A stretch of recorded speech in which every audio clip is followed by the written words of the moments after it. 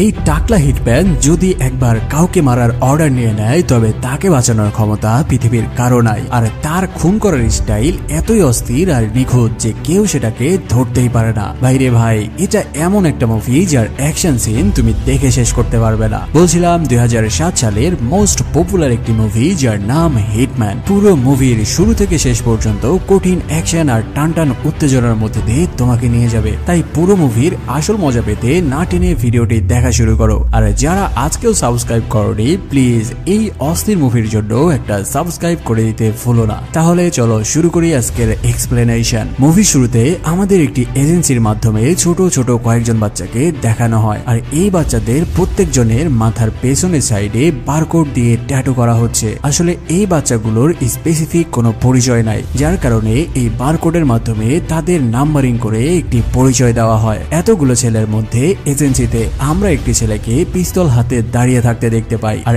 এই ছেলের barcode number হচ্ছে এজেন্ট 47। এই বাচ্চাদেরকে এমন ভয়ানক ট্রেনিং দেওয়া হয় যারা বড় হয়ে যে কি ভয়ানক হিটম্যান হয়ে ওঠে তা তোমরা মুভির সামনে দেখতে চলেছ। মূলত এই বাচ্চাগুলো এক একটা হিটম্যান হওয়ার পরে তারা কন্ট্রাক্ট নিয়ে খুন করা শুরু করে। আর তারা যাদেরকে খুন করে তারাও হলো পৃথিবীর বাঘা বাঘা সব মাফিয়া। আর এই হিটম্যানদের খুন করার স্টাইল যে কি পরিমাণ অস্থির আর মারাত্মক লেভেলের ভয়ানক তার একটা নমুনা তোমাদের দেখিয়ে আসি। এখানে আমরা পশ্চিম আফ্রিকার নিগার নামক দেশের একটি অঞ্চল দেখতে পাই। আর এই অঞ্চলের মধ্যে আমরা একটি লোকাল গ্যাংয়ের আস্তানা দেখতে পাই। সেখানে একটি ভয়ানক গ্যাংয়ের লোকজন একজন লোককে ধরে নিয়ে এসে তাদের লিডারের কাছে। এই গ্যাং যে কি পরিমাণ খতরনাক তাদের চেহারা দেখলেই বোঝা যাচ্ছে। তারা ওই লোককে ধরে এনে তাদের বসের রুমে নিয়ে যায় আর একটি হ্যাঙ্গারের সাথে ঝুলিয়ে দেয়। মূলত এই লোকটি ছিল একজন গুপ্তচর যে আমেরিকার একটি এজেন্সির হয়ে কাজ করত।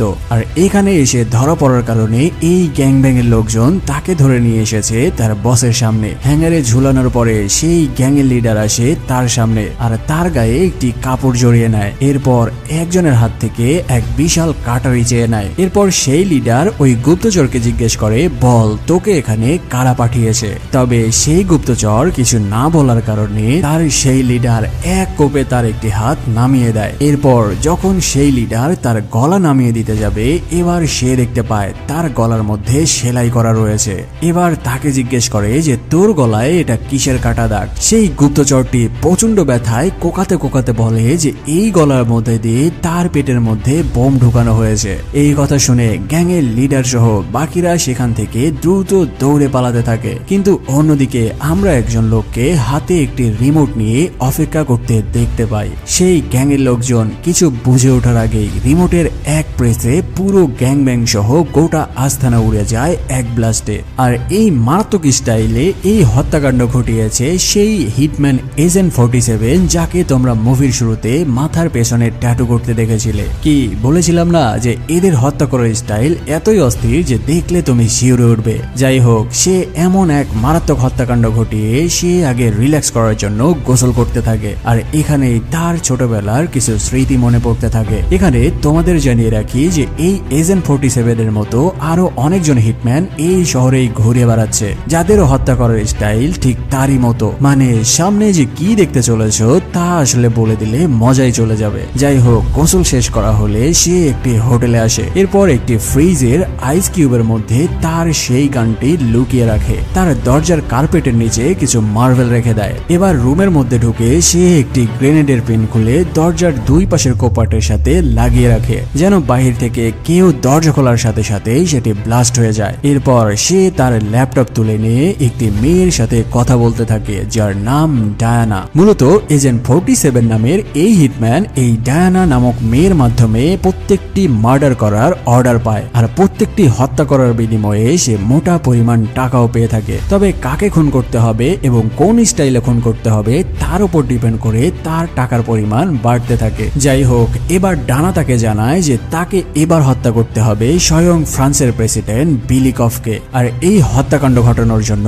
তাকে 3 গুণ বেশি টাকা দেওয়া হবে। এখানে ডায়ানা তাকে এই মিশনের সকল কিছু বুঝিয়ে বলতে থাকে। কিন্তু অন্যদিকে দেখা যায় পশ্চিম আফ্রিকার নিগার নামক সেই দেশে এমন মারাত্মক স্টাইলে হত্যাকাণ্ড করার কারণে সেই এজেন্ট 47 এর লোকেশন ট্র্যাক করে সেখানে পৌঁছে যায় একজন আমেরিকান FBI অফিসার যার নাম মাইক। গেম খেলা কেবল মজাই নয়, পেয়ে যাও বিশাল আয়ের সুযোগ। বেট জিলে দিচ্ছে দারুণ অফার ও অফুরন্ত সম্ভাবনা। এটি বাংলাদেশ ও ভারতের সবচেয়ে মজার এবং বিশ্বস্ত গেমিং প্ল্যাটফর্ম। রেজিস্ট্রেশন করলেই পাচ্ছ 1111 টাকা বোনাস, বন্ধুদের রেফার করলেই আনলিমিটেড 1000 টাকা বোনাস, জন্মদিনের স্পেশাল গিফট 5000 টাকা পর্যন্ত এবং 5% আনলিমিটেড ডিপোজিট বোনাস। এই আইপিএল এর ধামাকা অফার হচ্ছে 200% IPL power play welcome bonus এবং 777% আইপিএল এর পাওয়ার প্লে বোনাস। এখানে খেলে জিতে নিতে পারো আইফোন 16 প্রো ম্যাক্স সহ আকর্ষণীয় সব পুরস্কার। এছাড়াও এখানে রয়েছে বাংলাদেশের সবথেকে নিরাপদ ও দ্রুত লেনদেনের ব্যবস্থা। বাংলাদেশের যে কোনো অনলাইন ব্যাংকিং এর মাধ্যমে সহজে ডিপোজিট ও উইথড্র করা যায়। তো আর দেরি কেন, পিন কমেন্ট থেকে বিনামূল্যে বেটজিল অ্যাপে রেজিস্ট্রেশন করে ফেলো এবং উপার্জনের যাত্রা শুরু করো। এটি একটি বিজ্ঞাপন ছিল মাত্র, এখানে আর্থিক ক্ষতির সম্ভাবনা রয়েছে, তাই এই সকল সাইটে ইনভেস্ট করার আগে জেনে বুঝে বা নিজ দায়িত্বে ইনভেস্ট করার পরামর্শ রইল। কারণ মাইক ভালো করে জানে এই স্টাইলে হত্যাকাণ্ড একমাত্র এজেন্ট 47 ছাড়া কেউই করতে পারবে না। কারণ এখানে আমরা জানতে পারি যে এই এফবিআই অফিসার মাইক গত 20 বছর ধরে এই এজেন্ট 47কে ধরার চেষ্টা করছে। তবে শুধু এফবিআই অফিসার মাইক নয়, বরং মাইকের থেকেও আরো বাঘা বাঘা অফিসারও তাকে ধরতে না পেরে এই মিশন থেকে সরে গিয়েছে। আর সেই অফিসাররা মনে করত যে এই এজেন্ট 47কে কোনোদিনই হাতে নাতে ধরা সম্ভব নয়। তবে এখানে মাইক মনে করে যে একদিন না একদিন সে এজেন্ট 47কে ঠিকই ধরে ফেলবে। তাই সে নিগার নামক সেই দেশের সেনাবাহিনীর একটি ক্যাম্পে যায় আর এজেন্ট 47কে ধরার জন্য তাদের কাছে হেল্প চায়। তবে সেনাবাহিনীর মেজর জানায়, দেখো ভাই, এটা তোমার দেশের সমস্যা, আমরা গত 30 বছর ধরে যেই গ্যাংকে মারতে পারিনি, তোমার এই একটা হিটম্যান মাত্র এক তুড়িতে পুরো গ্যাংকে উড়িয়ে দিয়ে আমাদের দেশটা সাফ করে দিয়েছে। মানে সেই দেশের সেনাবাহিনী এফবিআই এজেন্ট মাইককে জানিয়ে দেয় যে তারা এই বিষয়ে তাকে কোনোই হেল্প করতে পারবে না। অন্যদিকে আমরা আবারও এজেন্ট 47কে তার রুমে দেখতে পাই, যেখানে ডায়ানার থেকে সে এই মিশনের সকল কিছু বুঝে নিচ্ছিল। সেখানে ডায়ানা জানায় এই প্রেসিডেন্টকে মারতে হবে সকল মানুষের সামনে, কারণ এই হত্যার অর্ডার যে দিয়েছে তার ডিমান্ড এটাই। যাই হোক, মিশন বুঝে নিয়ে এজেন্ট 47 পরের দিন চলে যায় ফ্রান্সের প্রেসিডেন্ট বিলি কপের একটি কনফারেন্স জনসভায়। সেখানে প্রেসিডেন্ট হাজার হাজার মুখরিত সমর্থক সহ কড়া লেভেলের হার্ড প্রোটোকলের মধ্য দিয়ে প্রেসিডেন্ট তার মঞ্চের দিকে এগিয়ে যেতে থাকে। ঠিক ওই সময়ে সেখানে একজন সাংবাদিক আসে তার ইন্টারভিউ নেওয়ার জন্য। যখন সেই সাংবাদিক তাকে প্রশ্ন করতে থাকে, হঠাৎ একটি বুলেট এসে প্রেসিডেন্টের মাথার খুলি একদম উড়িয়ে দেয়। আর এই শট নিয়েছে স্বয়ং এজেন্ট 47। আর এই শটটি নেওয়া হয়েছে সেই প্রেসিডেন্টের লোকেশন থেকে প্রায় 3 কিলোমিটার দূরের একটি বিল্ডিং এর ওপর থেকে। স্নাইপার শট দিয়ে সে দ্রুত ওই জায়গায় একটি ব্লাস্ট করে আর পেছনের দরজা দিয়ে সেই বিল্ডিং থেকে অনায়াসে বেরিয়ে যায়। আর এই ব্লাস্ট করার কারণ হচ্ছে যেন সিকিউরিটিরা ওই বিল্ডিং এ পৌঁছালে বুঝতে পারে যে এখানে কোনো দুর্ঘটনা ঘটার কারণে সেই কিলার আগুনে পুড়ে মারা গেছে। এই হত্যাকাণ্ড ঘটিয়ে এজেন্ট 47 যখন তার বাসায় ফিরে যাচ্ছিল, ঠিক ওই সময় তার ফোনে ডায়ানার কাছ থেকে একটি মেসেজ আসে। সে দ্রুত বাসায় ফিরে ডায়ানার সাথে যোগাযোগ করে জানতে পারে যে কেউ একজন তাকে এই হত্যাকাণ্ড ঘটাতে দেখে ফেলেছে। সেখানে ডায়ানা একজন মেয়ের ছবি পাঠায় আর তাকে জানায়, তুমি যখন ফ্রান্সের প্রেসিডেন্টের ওপরে ফায়ার করেছিলে তখন সেই মেয়েটি তোমাকে বিল্ডিং থেকে বের হতে দেখেছে। তাই তোমার কাজ হবে এখন এই মেয়েটিকে খুঁজে বের করে শেষ করে দেওয়া, নয়তো আমাদের এজেন্সির সকল তথ্য ফাঁস হয়ে যাবে। সেখানে ডায়ানা ওই মেয়ের পুরো নাম ঠিকানা সহ তার একটি অ্যাড্রেস এজেন্ট 47 এর কাছে পাঠায়। আর এখানে আমরা জানতে পারি যে এই মেয়েটির নাম হলো নিকা। সেই ঠিকানায় এজেন্ট 47 চলে আসে আর ঠিক একই জায়গাতে সেই মেয়েটিকে দেখতে পায়। এই মেয়ের আসল কাহিনী তোমরা একটু পরে জানতে পারবে। তবে এখন চলো জেনে নেওয়া যাক যে এজেন্ট 47 সেই মেয়ের সাথে কি করতে চলেছে। নিকাকে দেখে এজেন্ট 47 তার রিভলভার বের করতে করতে সামনে এগিয়ে যেতে থাকে। তবে ঠিক ওই মুহূর্তে হঠাৎ এজেন্ট 47 এর পাশের এক লোকের মাথার খুলি স্নাইপারের শটে উড়ে যায়। আর এই শট নিয়েছিল অন্য আরেকজন হিটম্যান দূরের এক বিল্ডিং থেকে। আসলে এখানে প্ল্যান ছিল এজেন্ট 47 কে দিয়ে ফ্রান্সের প্রেসিডেন্টকে হত্যা করার পর এজেন্ট 47 কেই এই দুনিয়া থেকে গায়েব করে দেওয়া হবে, যেন সেই প্রেসিডেন্টকে হত্যা করার কোনো প্রমাণ এফবিআই বা কোনো এজেন্সি খুঁজে না পায়। যখন এজেন্ট 47 এই কাহিনী বুঝতে পারে তখন সে আর নিকা নামের সেই মেয়েটিকে না মেরে দ্রুত তার হোটেলে ফিরে আসে। তবে হোটেলে ফিরে এসে সে তার জীবনের সবথেকে বড় একটি ধাক্কা খায়। সে তার ল্যাপটপ খুলতেই ডানা তাকে একটি ভিডিও ক্লিপ পাঠায়, যেখানে দেখা যাচ্ছে ফ্রান্সের প্রেসিডেন্ট পেলিকভ এখনো বেঁচে রয়েছে আর সে জীবন্ত অবস্থায় সকল সাংবাদিকদের সামনে ভাষণ দিচ্ছে। এটা দেখে এজেন্ট 47 পুরাই টাসকি খেয়ে যায়। সে ভাবতে থাকে যে তার হাতের নিশানা কিভাবে ভুল হতে পারে। আর এসব থেকেও বড় বিষয় হচ্ছে যে সে নিজের স্নাইপার দিয়ে এক হেডশটে ফ্রান্সের প্রেসিডেন্টকে একদম ভর্তা করে দিয়েছিল। তাহলে সে কিভাবে এখনো বেঁচে থাকতে পারে? যাই হোক, এত কিছু ভাবতে ভাবতে হঠাৎ ডায়ানা তাকে ফোন করে বসে। ডায়ানা তাকে জানায় যে গতকাল থেকে FBI এর কিছু লোকজন তার লোকেশন ট্র্যাক করে ফেলেছে আর তারা বর্তমানে তাকে ফলো করতে করতে তার হোটেলের দিকে আসছে। তাই এজেন্ট 47 যেন দ্রুত তার লোকেশন থেকে সরে পড়ে। এদিকে আমরা দেখতে পাই সেই FBI অফিসার মাইক গতকালের সেই স্নাইপার শটের ঘটনার সিসিটিভি ক্যামেরা অ্যানালাইসিস করতে এসে ক্যামেরার মধ্যে এজেন্ট 47 কে সেখানে দেখতে পায়। আর গতকাল থেকেই সে এজেন্ট 47 কে ট্র্যাক করতে করতে এভাবেই সে এজেন্ট 47 এর লোকেশন জানতে পেরে যায়। এদিকে দেখা যায় হোটেলের মধ্যে একে একে কমান্ডো টিম তাদের মারাত্মক সব গিয়ার লোড করে নিয়ে ভরে যেতে থাকে। আর এভাবেই তারা এসে ফাইনালে দাঁড়িয়ে পড়ে এজেন্ট 47 এর দরজার সামনে। তবে তারা দাঁড়ানোর সাথে সাথে কার্পেটের নিচে ফেলে রাখা মার্বেল গুলি ভেঙে যেতে থাকে। আর সেই শব্দ শুনতে পেয়ে এজেন্ট 47 এক দৌড়ে তার জানালা ভেঙে নিচে লাফিয়ে পড়ে। আর এইদিকে সেই কমান্ডোরা যেই রুমের দরজা ভেঙে ভেতরে ঢুকে সেই গ্রেনেডের পিন খুলে যায় আর সকলেই এক ব্লাস্টে একদম ভর্তা হয়ে যায়। এবার এজেন্ট 47 ফ্রিজের কাছে যায় আর সেই আইস কিউবের মধ্যে লুকানো তার কাস্টমাইজ একটি গান বের করে আনে। তারপর আস্তে আস্তে হোটেল থেকে বেরিয়ে যেতে থাকে। তার সামনে কোনো কমান্ডো বা প্যারা কমান্ডো আছে সেটা দেখার সময় নাই। সে সামনে যাকেই পাচ্ছে তাকেই সামান্য একটা গান দিয়েই উড়িয়ে দিতে থাকে। কিন্তু সে যখন বুঝতে পারে যে সামনে হয়তো আরো কমান্ডো রয়েছে আর তার গানের বুলেটও শেষ হয়ে যাচ্ছে, তাই এবার সে বুদ্ধি করে লিফটের ওপরের অংশে উঠে পড়ে। কিন্তু অন্যদিক থেকে সেই FBI অফিসার মাইক বুঝতে পারে যে এজেন্ট 47 লিফটের ওপর উঠে গেছে, তাই তার কমান্ডোদের লিফটের মধ্যে পাঠায়। কিন্তু এজেন্ট 47 লিফটের ওপর থেকে একে একে ফায়ার করে লিফটের মধ্যে থাকা সকল কমান্ডোদের শুইয়ে দেয়। এরপর লিফটকে অটোমেটিক ভাবে নিচে পাঠিয়ে দিয়ে সে ওপরের দিকে উঠতে থাকে। তবে সে যেই ফ্লোরে নামে অমনি তার সামনে চলে আসে সেই FBI অফিসার মাইক। তবে সে এখানেও মাইককে ঘোল খাইয়ে সেই বিল্ডিং থেকে এক লাফে পানির মধ্যে পড়ে যায় আর অবশেষে এবারও মাইকের হাত থেকে বেঁচে যায়। আর অন্যদিকে মাইকের একটি অ্যাসিস্ট্যান্ট সেই লিফটের কাছে যে দেখতে পায় যে তাদের পাঠানো কমান্ডোরা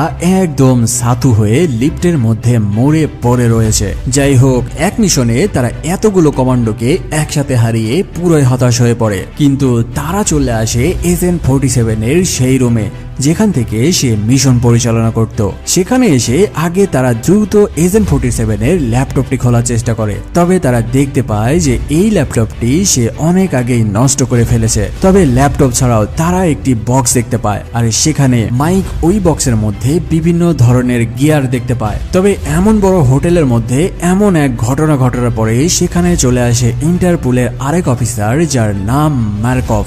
সেখানে এসেই ইন্টারপোলের এই অফিসার মার্কভ জানায়, সামান্য একটা হিটম্যানকে ধরতে পারো না, তাহলে তোমরা বড় বড় মিশন কিভাবে সাকসেস হবে? কিন্তু এখানে ইন্টারপোলের অফিসার তো আর জানে না যে এই মাইক নামের অফিসার গত 20 বছর ধরে এই মিশনে রয়েছে।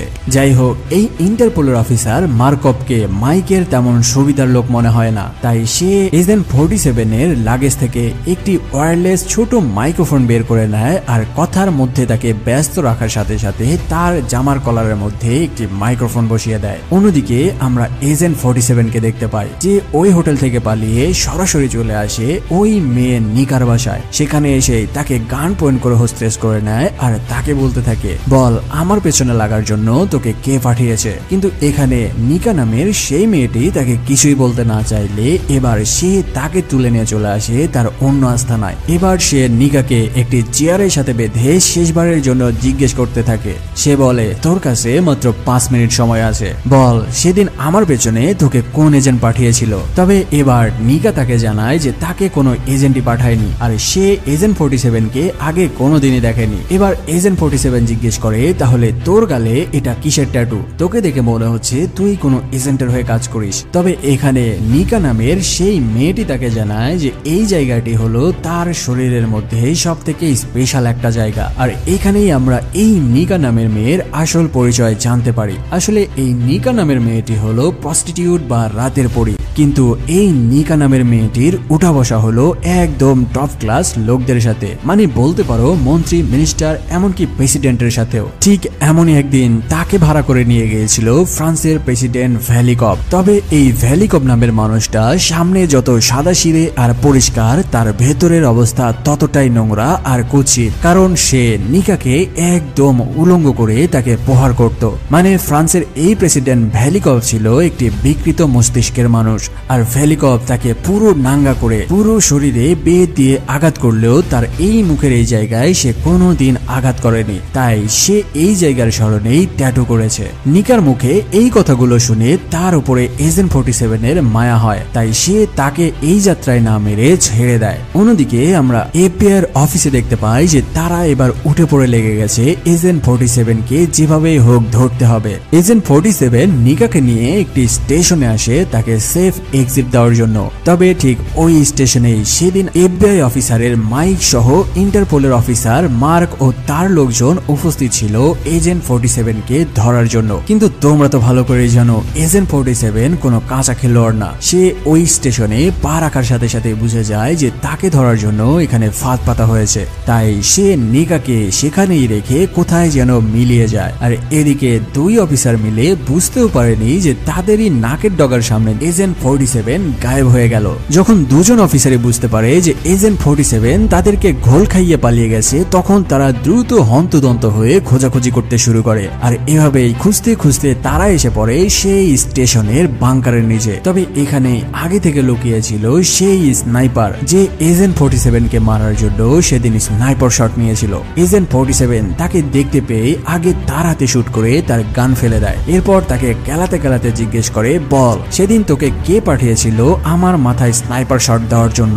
তবে ঠিক ওই সময়ে এজেন্ট 47 ছায়াতে দেখতে পায় যে সেখানে বেশ কিছু অফিসার চলে এসেছে, তাই সে আর কোনো সুযোগ না দিয়েই সেই স্নাইপারকে এক শটে খতম করে দিয়ে সেখান থেকে চলে যায়। কিছু দূর আগানোর পরে হঠাৎ তার চারপাশ থেকে তাকে ঘিরে ধরতে থাকে তার ছোটবেলার কিছু বন্ধুরা, যারা আজকে বড় হয়ে গেছে। তোমাদের কি মনে আছে ভিডিওর শুরুর দিকে বলেছিলাম যে এই শহরে এজেন্ট 47 এর মতো আরো অনেক হিটম্যান রয়েছে, আর এরাই হলো সেই হিটম্যান। এত বছর পর তাদেরকে দেখে এজেন্ট 47 বেশ অবাক হয়। তবে সে আরো অবাক হয় যখন সে বুঝতে পারে যে এই হিটম্যানদেরকে পাঠানো হয়েছে তাকে মারার জন্য। ফলে এবার সে নিজেকে বাঁচানোর জন্য তার কোমর থেকে আস্তে করে দুইটা চাকু বের করে নেয়। এরপর শুরু হয় সেখানে কয়েকজন হিটম্যানের মধ্যে কঠিন লড়াই।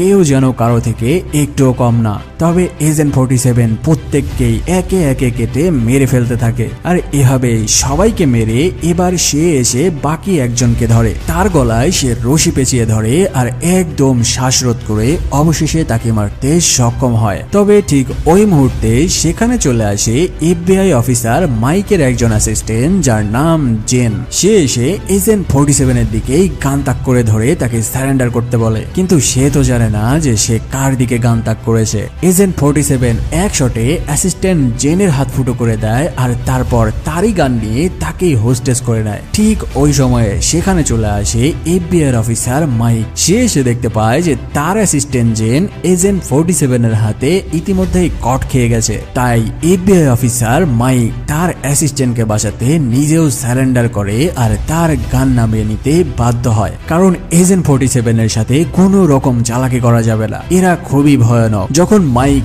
নিজেকে সারেন্ডার করে গান নামিয়ে নেয়, এবার এজেন্ট 47 সেখান থেকে চলে যাওয়ার আগে মাইকের বুকেও শুট করে দেয়, আর সেখান থেকে নিকাকে নিয়ে সরে যায়। সিন শিফট হলে আমরা দেখতে পাই এফবিআই অফিসার মাইক এখনো বেঁচে রয়েছে। আসলে তার বুকে ব্লাড প্রুফ ভেস্ট থাকার কারণে সে এই যাত্রায় প্রাণে বেঁচে গেল। এই ঘটনার কিছুক্ষণের মধ্যেই সেখানে চলে আসে ইন্টারপোলের অফিসার মার্কভ। সে এসে বলতে থাকে, তোমাকে আগেই বলেছিলাম যে তোমাকে আমাকে দিয়ে এইসব কাজ হবে না, তাই তুমি এই কেস আমার উপরে ছেড়ে দাও। সামান্য একটা বাচ্চা ছেলেকে সামলাতে পারো না, তোমরা কিভাবে এত বড় বড় গ্যাং কন্ট্রোল করো? তবে এফবিআই অফিসার মাইক তার এই কথার কোনো উত্তর দেয় না। যাই হোক, এদিকে আমরা গাড়ির মধ্যে এজেন্ট 47 ও নিকাকে দেখতে পাই। আজকের এই ঘটনা নিকার সামনে ঘটার কারণে এবার নিকা এজেন্ট 47 কে জিজ্ঞেস করে যে আসলে তুমি কে, তোমার আসল পরিচয় কি? তবে এজেন্ট 47 তার নিজের কোনো পরিচয় না দিয়ে উল্টা তাকে জিজ্ঞেস করে যে তুমি ফ্রান্সের প্রেসিডেন্ট বেলিকপের বাসায় সেদিন কিভাবে গিয়েছিলে? এখানে নিকা জানায় যে তাকে টাকার বিনিময়ে বেলিকপ একটি এজেন্সির মাধ্যমে তাকে নিয়ে গিয়েছিল। তবে নিকা জানতো না যে বেলিকপ একটা বিকৃত মস্তিষ্কের মানুষ। বেলিকপ তাকে যেই কাজ করার জন্য নিয়ে গিয়েছিল সেটা না করে উল্টো তার শরীর কেটে কেটে তার শরীরের মধ্যে লবণ লাগিয়ে দিত, আর এভাবে প্রত্যেক দিন তাকে ধরে নিয়ে যেয়ে তাকে টর্চার করত। এখানে নিকা আরো জানায়, আমি শুনেছি কেউ একজন এই কুলাঙ্গারকে হেডশট দিয়ে মারার চেষ্টা করেছিল। আমি যদি সেই লোকের দেখা পেতাম তবে মন থেকে তাকে ধন্যবাদ দিতাম। মানে নিকা নামের এই মেয়েটি এখনো জানে না যে প্রেসিডেন্টকে যে মারতে গিয়েছিল সেটা আর কেউই নয়, বরং তার সাথে যে রয়েছে এজেন্ট 47 নিজেই। যাই হোক, এই কষ্টের কথা শুনে এজেন্ট 47 তার জীবনের প্রথমবারের মতো কোনো মেয়েকে ভালোবাসতে শুরু করে। আর তোমরা তো ভালো করেই জানো, একটা হিটম্যান যদি টাকার জন্য এমন ভয়ানক ভাবে মানুষ মারতে পারে তাহলে তার ভালোবাসার মানুষের জন্য সে কি করতে পারে। হ্যাঁ, এবার সে এই প্রেসিডেন্ট বেলিকপকে মারার জন্য মরিয়া হয়ে পড়ে, কারণ আগের বার সে গিয়েছিল টাকার জন্য। তবে এবার সে এই প্রেসিডেন্টের পেছনে পড়ে গেছে তার ভালোবাসার মানুষের জন্য। তবে এই প্রেসিডেন্ট বেলিকপ পর্যন্ত পৌঁছাতে তাকে বেশ কয়েকজন গ্যাংস্টারের সামনে মোকাবেলা করতে হবে, তাই সে তার নতুন প্ল্যান বানাতে থাকে। সেই গাড়ির মধ্যে সে নিজের পরিচয় নিকাকে না জানিয়ে একটি ক্লাবে নিয়ে যায় কিছু ভালো সময় কাটানোর জন্য। তোমরা কি ভেবেছো এই হিটম্যান গেছে সেখানে প্রেম করতে? আরে না রে ভাই, সে রয়েছে অন্য মিশনে। সেখানে আমরা দেখতে পাই সে নিকার সাথে বসে গল্প করার অভিনয় করতে থাকে আর কোনো কিছুর একটা অপেক্ষা করতে থাকে। ঠিক ওই সময়ে একজন ওয়েটার তার পাশ দিয়ে ওয়াইনের গ্লাস নিয়ে যাওয়ার সময় সে কোনো কথা ছাড়াই সেটা তুলে নেয়। তবে ওয়েটার জানায়, স্যার এটা আমাদের অন্য গেস্টের জন্য। তাই এজেন্ট 47 সেই গ্লাসটি ওয়েটারকে আবারও ফিরিয়ে দেয়। তবে এই সময়ের মধ্যেই সে ওই ওয়াইনের মধ্যে এক বিশেষ ধরনের বিষ মিশিয়ে দেয়, আর সেই ওয়েটার ওই ওয়াইন নিয়ে যায় একজন গ্যাংস্টারের কাছে। আসলে এই গ্যাংস্টারকে ধরতে পারলেই সে ভ্যালিকা পর্যন্ত পৌঁছাতে পারবে। কিছুক্ষণের মধ্যে সেই ওয়াইন খাওয়ার জন্য সেই গ্যাংস্টারের গলায় ব্যথা শুরু হয়ে যায়, তাই সে নিজেকে ফ্রেশ করার জন্য ওয়াশরুমের দিকে যায়। ঠিক ওই সময়ে এজেন্ট 47 উঠে সেই ওয়াশরুমের দিকে যেতে থাকে। তবে সেই ওয়াশরুমের সামনে ছিল সেই গ্যাংস্টারের ভয়ানক সব বডিগার্ড। ওয়াশরুমে ঢোকার আগে সেই বডিগার্ড গুলো এজেন্ট 47 এর পুরো বডি ভালোভাবে তল্লাশি করে নেয়, তারপর তাকে ভেতরে যাওয়ার পারমিশন দেয়। তারপর সে পাশের একটি ওয়াশরুমের মধ্যে ঢুকে যায় আর কোমোডের ওপরের ফ্ল্যাশের মধ্যে লুকিয়ে রাখা একটি গান বের করে আনে। আর এই গানটি সে আগের দিন এসে এই ওয়াশরুমের মধ্যে লুকিয়ে রেখেছিল। এরপর সে ওই কোমোডের মধ্যে থেকে একটি সিরিঞ্জ বের করে, গান বের করে সে আস্তে করে একটা সাইলেন্সার লাগিয়ে নেয়। এরপর বাইরে বের হয়ে সে ওই সাইলেন্সার লাগানো গান দিয়ে বাইরে দাঁড়িয়ে থাকা সেই গ্যাংস্টারের বডিগার্ডের খুলি উড়িয়ে দেয়। তারপর সেই গ্যাংস্টারের ঘাড়ের মধ্যে সেই ইনজেকশন ভরে দেয়, আর এই ইনজেকশনের মধ্যে ছিল কড়া লেভেলের বিষ। ইনজেকশন ঢুকিয়ে দিয়ে সে গ্যাংস্টারকে জিজ্ঞেস করে, বল প্রেসিডেন্ট বেলিকপের কাছে পৌঁছাতে হলে আমাকে কি করতে হবে? সেই লোকটি বিষের জ্বালায় ছটফট করতে করতে অবশেষে জানিয়ে দেয় যে প্রেসিডেন্ট বেলিকপ পর্যন্ত পৌঁছাতে হলে তাকে যেতে হবে প্রেসিডেন্টের ছোট ভাই হেনরি বেলিকপের কাছে, কারণ তার ছোট ভাই ছাড়া প্রেসিডেন্টের কাছে একটা পোকাও ঘেঁষতে পারে না, কারণ প্রেসিডেন্টের চারপাশে 24 ঘন্টা হাই প্রোটোকল সিকিউরিটি থাকে।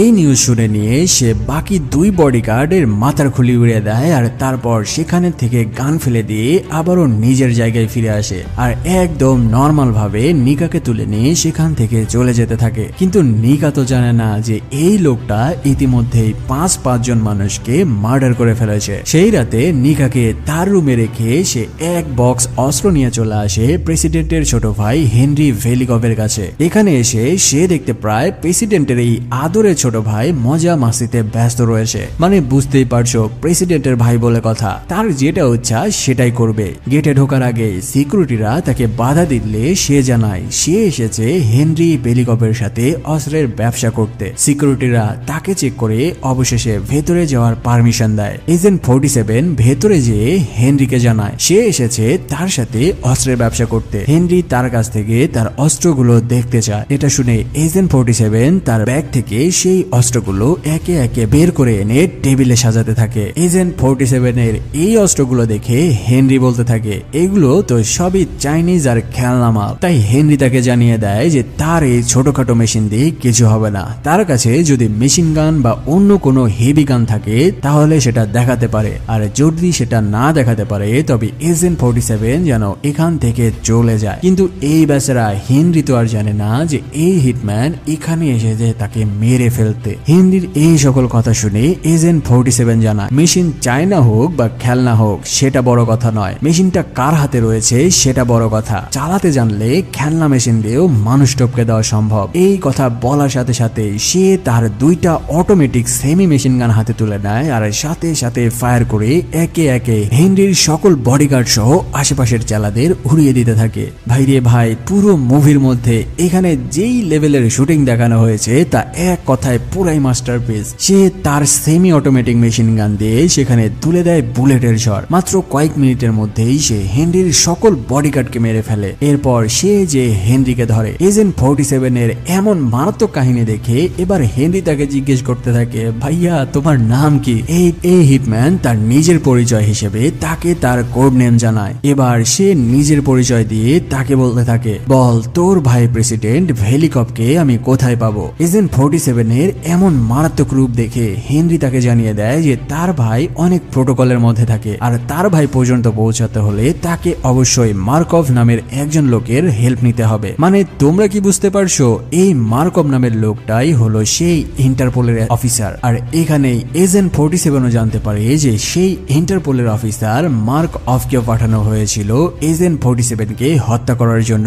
আর এই ইন্টারপোল অফিসার মার্ক অফকে পাঠিয়েছিল স্বয়ং প্রেসিডেন্ট বেলিকভ। এতটুকু জেনে নিয়ে এজেন্ট 47 হেনরির বেলিকভের মাথায় শুট করে তাকেও শেষ বিদায় জানিয়ে দেয়। হেনরিকে শেষ করে দিয়ে এজেন্ট 47 তার গার্লফ্রেন্ড নিকাকে নিয়ে চলে আসে একটি পুরানো রেল স্টেশনে, কারণ সে নিকাকে এই শহর থেকে দূরে কোথাও সরিয়ে দিতে চায়। কারণ এজেন্ট 47 এবার যাচ্ছে স্বয়ং তাদের প্রেসিডেন্টের সাথে যুদ্ধ করতে। তাই সে এই যুদ্ধে হেরে গেলে তারা হয়তো নিকার কাছে পৌঁছে যাবে আর অবশেষে নিকাকে মেরে ফেলতে পারে।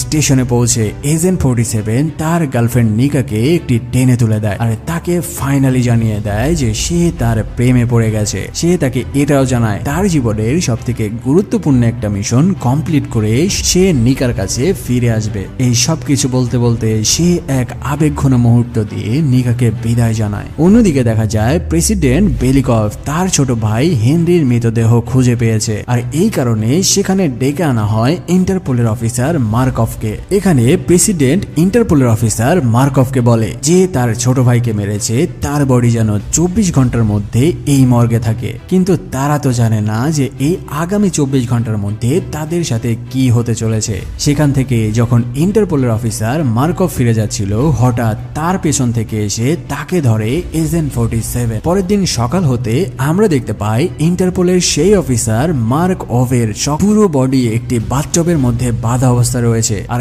তার হাতে একটি ওয়াকি টকি রয়েছে। এবার এজেন্ট 47 এসে জানায় আমি এখন প্রেসিডেন্ট বেলিকভকে মারতে যাচ্ছি, তোর হাতে মাত্র 30 মিনিট সময় রয়েছে। প্রেসিডেন্টের সামনে তোর টিমের একজন স্নাইপার রয়েছে যাকে আমি টাকা দিয়ে কিনে নিয়েছি। 30 মিনিট পরে এই বোমার কাউন্টডাউন শুরু হবে আর তুই ওয়াকি টকির মাধ্যমে তোর সেই স্নাইপারকে অর্ডার করবি প্রেসিডেন্টের উপরে শুট করার জন্য। আর যদি তুই এই কাজ না করিস তবে 30 মিনিট পরে এখানে অটোমেটিক ব্লাস্ট হয়ে তোর বডি ছিন্ন ভিন্ন হয়ে যাবে। অন্যদিকে আমরা প্রেসিডেন্ট বেলিকভকে দেখতে পাই যে একটি ব্রিফিং এ ভাষণ দিচ্ছিল আর তারই সামনে একজন স্নাইপার তাকে টার্গেট করে অর্ডারের অপেক্ষায় বসে রয়েছে। তবে 30 মিনিট হওয়ার আগে সেই ইন্টারপোলের অফিসার মার্কভ তার নিজের জানের জন্য ওয়াকি টকিতে নির্দেশ দিয়ে দেয় যে প্রেসিডেন্টের উপরে শুট করতে। অর্ডার পেয়ে সেই স্নাইপার পর 3টা শুট করে প্রেসিডেন্টের দিকে। তবে এই প্রেসিডেন্ট এতই চতুর ছিল যে 3টা স্নাইপার শটের একটাও তার মাথায় লাগে না। আর এই স্নাইপার শটের কারণে সেখানের সিকিউরিটিরা দ্রুত প্রেসিডেন্টকে প্রোটোকল দিয়ে সরিয়ে নিতে থাকে আর সেখানে একটা হুলুস থুলুস জগা খিচুড়ি তৈরি হয়। ঠিক এই পরিস্থিতির সুযোগ নিয়ে সেখানে চলে আসে এজেন্ট 47 আর তার গান দিয়ে একে একে সকল গার্ডদের উড়িয়ে দিতে থাকে। যাই হোক, এদিকে ভেতরে এজেন্ট 47 সকল সকল গার্ডদের মেরে ফেলে আর এই সুযোগ নিয়ে সে প্রেসিডেন্টকে অন্য রুমের মধ্যে নিয়ে ঢুকে পড়ে। সেখানে প্রেসিডেন্টকে একটি চেয়ারের মধ্যে বেঁধে এবার শেষবারের জন্য জিজ্ঞেস করে, বল নিকা নামের মেয়েটি তোর সাথে কি অপরাধ করেছিল। তবে সেখানে প্রেসিডেন্ট ভ্যালিকভ এজেন্ট 47 কে ভয় দেখাতে থাকে। সে বলতে থাকে, তুই কি ভেবেছিস আমার সিকিউরিটিরা তোকে ছেড়ে দিবে? তারা এসে তোর এমন অবস্থা করবে যে ভবিষ্যতে কেউ তোর মতো হিটম্যান হওয়ার আগে 10 বার ভাববে। এসব কথা শুনতে শুনতেই কোন রকম কথা ছাড়াই এজেন্ট 47 হঠাৎ প্রেসিডেন্টের মাথা বরাবর এক শুট করে দেয়। আর সে ওই জায়গায় থেকে না পালিয়ে যে আবারও যে চেয়ারে বসে আর কারো জন্য অপেক্ষা করতে থাকে। ঠিক ওই সময়ে সেখানে এফবিআই অফিসার মাইক তার কমান্ডো টিম নিয়ে ওই রুমে ঢুকে পড়ে আর এজেন্ট 47 কে অবশেষে অ্যারেস্ট করতে সক্ষম হয়। সেখানে মাইক বলতে থাকে, বলেছিলাম না তোকে আমি একদিন না একদিন ঠিকই ধরে ফেলবো। আরে তোমরা কি ভেবেছো এজেন্ট 47 এত সহজেই ধরা দিয়ে দিল? আসল কাহিনী তো একটু পরেই দেখ। মুভির একদম লাস্টের সিনে আমরা নিকাকে দেখতে পাই। তবে অন্য এক বিল্ডিং এর উপরে আমরা আরো একজন হিটম্যানকে দেখতে পাই যে নিকার দিকে স্নাইপার তাক করে রেখেছিল। আর এই হিটম্যানও দেখতে হুবহু একদম এজেন্ট 47 এর মতোই রয়েছিল। আর এই হিটম্যানের সামনে আরো একজন হিটম্যানের মৃতদেহ পড়েছিল। আর এই রহস্যের মধ্য দিয়ে এই মুভি এখানেই শেষ হয়। এখন প্রশ্ন হলো, এই হিটম্যানের পাশে মরে পড়ে থাকা এই হিটম্যান আসলে কে ছিল? আর সেই হিটম্যান কি তারই স্নাইপার দিয়ে নিকাকে শুট করেছিল? আর সব থেকে বড় প্রশ্ন হলো যে নিকার দিকে যে স্নাইপার তাক করে রেখেছে এই হিটম্যানই বা কোন হিটম্যান? তার কাহিনী জানা যাবে এই মুভির দ্বিতীয় পর্বে। এই মুভির পরের পার্ট এতই লেভেলের অস্থির আর মারাত্মক সব স্নাইপার শট দিয়ে ভরপুর যে এটা না দেখলে তোমাদের বড় কিছু লস হয়ে যাবে। যদি তোমরা এই মুভির পরের পার্ট এক্সপ্লেন আমার চ্যানেলে দেখতে চাও তবে কমেন্ট করতে অবশ্যই ভুলো না। সেই সাথে যারা এখনো সাবস্ক্রাইব করোনি প্লিজ একটি সাবস্ক্রাইব করে দেওয়ার অনুরোধ রইল। দেখা হচ্ছে পরবর্তীতে নতুন এরকম আরো এক মারাত্মক মুভির এক্সপ্লেনেশন নিয়ে। সে পর্যন্ত ভালো থাকো, সুস্থ থাকো।